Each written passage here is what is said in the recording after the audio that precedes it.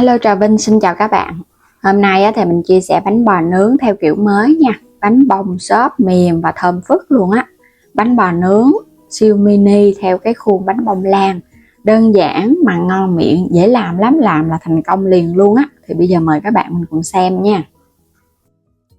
Để chuẩn bị nguyên liệu thì mình có đầu tiên là 150g bột gạo. Bên này là 100g bột mì và 50g bột năng hay là bột mì tinh. 150g đường, chút xíu muối. Cùng với đây là 4g men khô nha, loại men ngọt làm bánh mì. Thì các bạn bấm vào góc trái video mình có để link sản phẩm á, bấm xem và chọn mua nha. 400ml nước cốt dừa, nước cốt hơi đặc một chút cho nó béo ngon cái bánh. Bột thì mình dùng bột gạo này, và bột mì là bột hoa ngọc lan. Các bạn dùng các loại bột mì đa dụng cũng được, hoặc là bột số 8 cũng được luôn. Rồi bây giờ pha bột nha, mình sẽ cho men vô trước, 4g men, 150g đường là cái bánh của mình nó ngọt ngon đó. Còn nếu mà các bạn thích ít ngọt thì giảm đường lại một chút cũng không sao. Thêm chút xíu muối nữa nè. Rồi mình sẽ cho tiếp là 400ml nước cốt dừa vô. Còn nếu không thích nước cốt dừa thì các bạn thay bằng sữa tươi không đường cũng ngon luôn nha. Nhưng mà mình thấy bánh bò truyền thống là phải kết hợp nước cốt dừa. Nó béo và nó có cái chất dầu ở trong bột á, ăn nó cũng thơm hơn. Rồi sẽ cho lần lượt bột vô nè, 150g bột gạo. Rồi trộn đều lên sơn cái. Cho lần thôi, các bạn đừng có cho vô một lần. Mình cho hết một lần trộn nó khó tan lắm. Tổng lượng bột mình dùng ở đây là 300g bột với 400ml chất lỏng là nước cốt dừa, 100g bột mì đa dụng, 50g bột năng. Rồi trộn đều tất cả lên ha.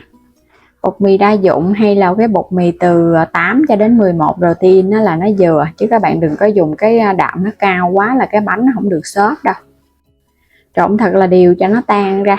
Nếu mà bột không có tan đều thì mình lọc qua cái rây.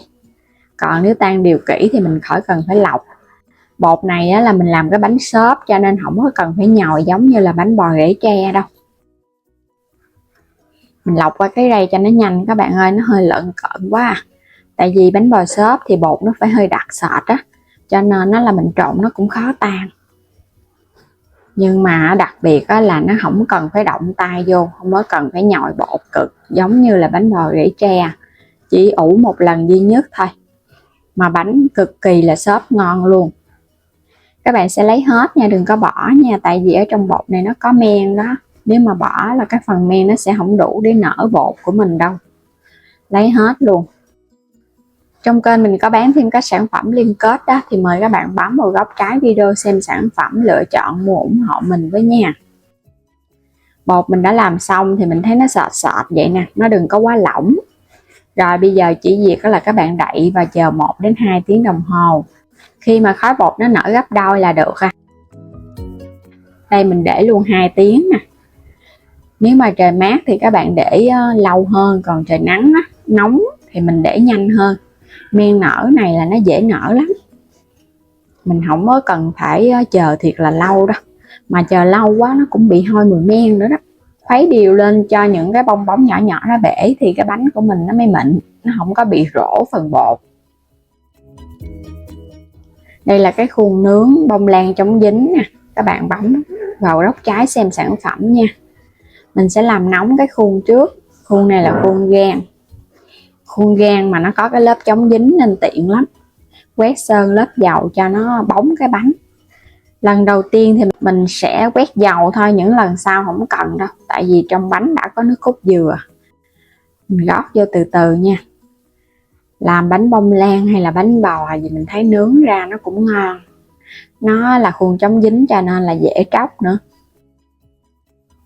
Rồi các bạn sẽ đậy lại, mình nhớ là để ở mức lửa thấp nhất luôn nha, mình nướng bếp ga. Nướng chút xíu thì các bạn sẽ có thể các bạn kiểm tra bánh nha. Đó, xung quanh nó vàng vậy nè, ở chính giữa bột nó rung lên nó nở vậy là bánh chín ngon rồi đó. Nhớ là để lửa thiệt là nhỏ nó mới chín đều, chứ không thôi nó dễ bị khét ở bên dưới. Khuôn tróc lóc luôn. Bánh thì bông xốp, cầm lên rất là nhẹ. bánh vậy nó mới ngon, chứ các bạn làm mà nó không nở, nó bị chai, cũng có thể là do men nó hết hoạt động. Lấy ra hết rồi lần lượt các bạn sẽ nướng tiếp nha.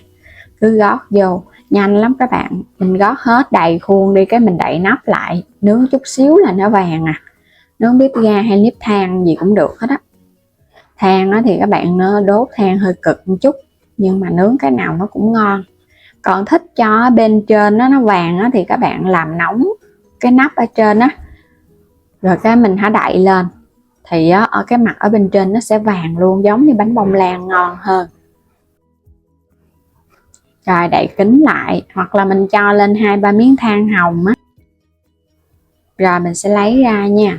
Bánh nướng càng vàng á là nó càng thơm.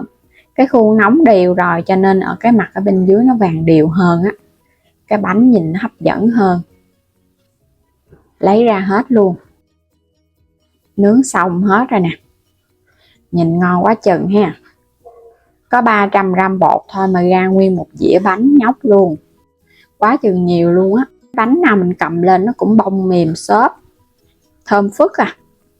Bánh nướng không có cần dùng trứng, bánh bò theo kiểu truyền thống xưa. Cái cách pha bột này ngoài cái cách nướng thì các bạn cũng có thể đem hấp cũng ngon luôn nha. Hấp cái khuôn nhỏ nhỏ vậy nè cũng ngon lắm. Cầm lên nó xốp giống y như cái bông mút ở bên trong luôn. Thấy cái bánh vậy là nó ngon rồi.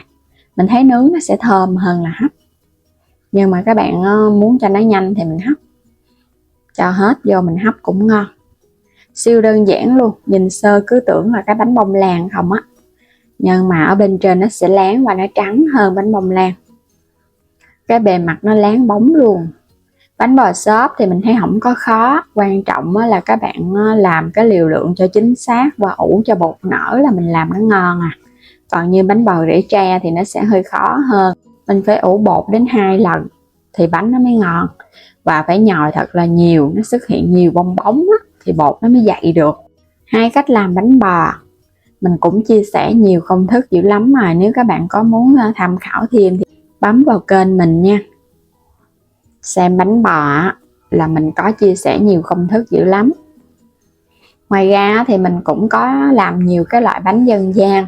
Các bạn thích xem bánh nào thì cứ bấm trực tiếp vào ảnh kênh mình rồi chuyển đến cái phần danh sách phát đó. Xem nhiều hơn nhiều video trong kênh mình chia sẻ.